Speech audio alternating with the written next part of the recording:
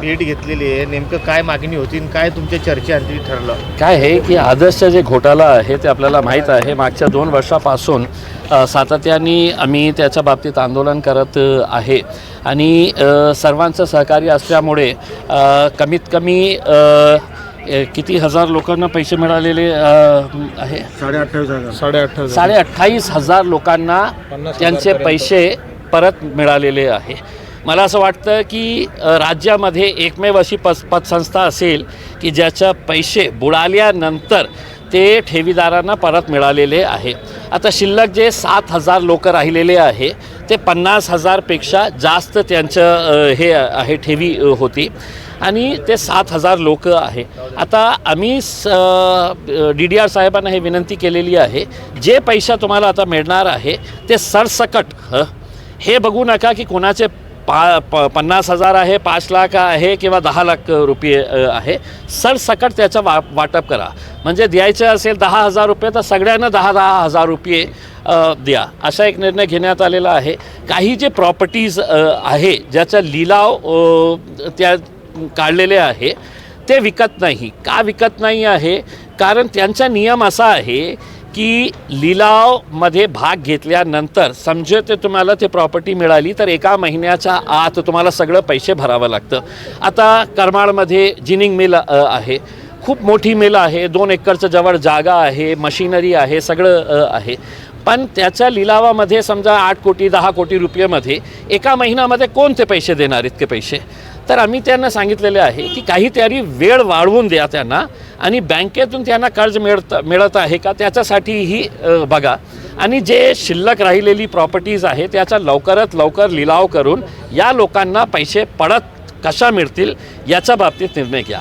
ते प्रॉपर्टी लिलाव होत नसेल तर एक सुझाव देण्यात आला होता, आम्ही त्यांच्यासोबत चर्चा केली होती, त्याचा प्रस्ताव तयार करण्यात आलेला आहे की समजा कोणती प्रॉपर्टी लिलावामध्ये विकत नसेल, कोणी घ्यायला तयार नसेल, पण हे जे ठेवीदार आहे ते एकत्र येऊन समजा 10, 15, 20, 50 ठेवीदार एकत्र येऊन ते म्हणतील की नाही आम्हाला हे प्रॉपर्टी जे आहे ना पैसे नको, आता आम्हाला तुम्ही सरकारी नियमाप्रमाणे जे त्याचा रेडी रेकनर रेटप्रमाणे ते भाव ठरवलेला आहे त्याप्रमाणे ते प्रॉपर्टी आम्हाला द्या, आम्ही नंतर विकू.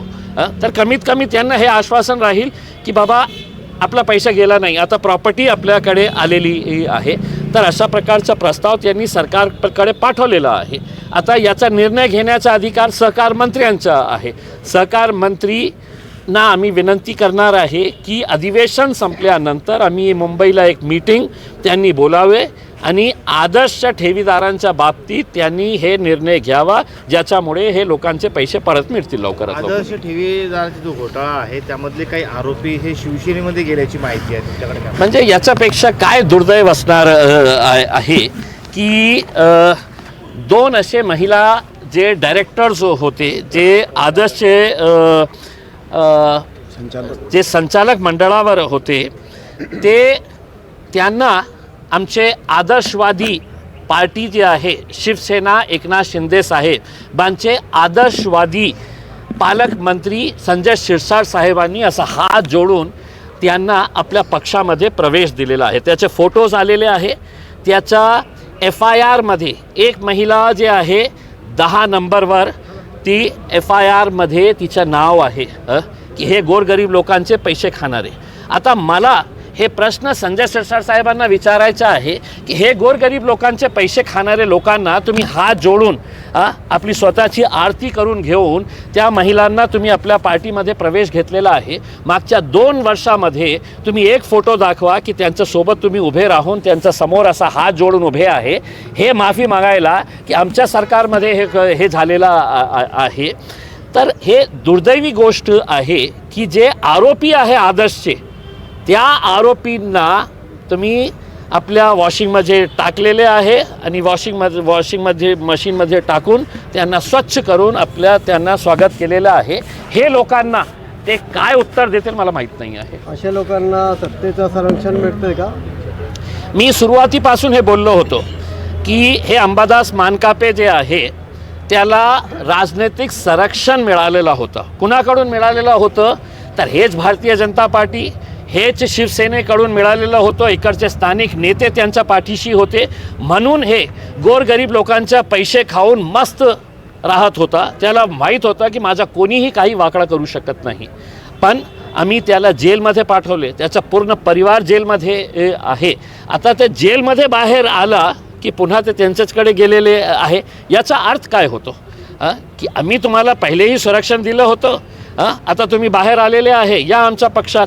आणि तसं तर देशामध्ये सुरू आहे हे कारभार की कितीही मोठा आरोपी असू द्या, कितीही मोठा गुन्हेगार असू द्या, त्याला आपल्या पार्टीमध्ये घ्यायचं, वॉशिंगमध्ये मशीनमध्ये टाकायचं आणि हे सगळं करून. आणि फक्त हेच नाही, हे इकडचे जे DDR साहेब होते इकडचे, ज्यांच्या काळात मंत्री कोण होते तर भारतीय जनता पार्टीचे जे मंत्री या स्थानिक आपले मंत्री आहे अतुल सावे साहेब भारतीय जनता पार्टीचे. आता हे जे मागचे जे DDR आहे ना, ते कुठे गेले आहे? ते अतुल सावेचे OSD म्हणून जॉईन झालेले आहे. म्हणजे याचा अर्थ काय होतो की ज्यांच्या काळामध्ये हे सगळा गोरखधंदा सुरू होता त्यांना तुम्ही आपल्या कारण बहुतेक त्यांना सगळं माहीत आहे की पैसा कमावण्याचे कोणकोणते तरीके आहे, म्हणून त्यांनी घेतलं असेल. अभी तक 75 लोग मर चुके हैं, उनकी डेथ हो चुकी है. देखिए, अब हमने ये तय किया है कि अब अगर इसके बाद अगर किसी की मौत होगी, दुर्दैव अगर किसी की जान जाती है, तो अब हम उनका अंतिम संस्कार जो है उनके घर पे या शमशान भूमि पर नहीं होगा.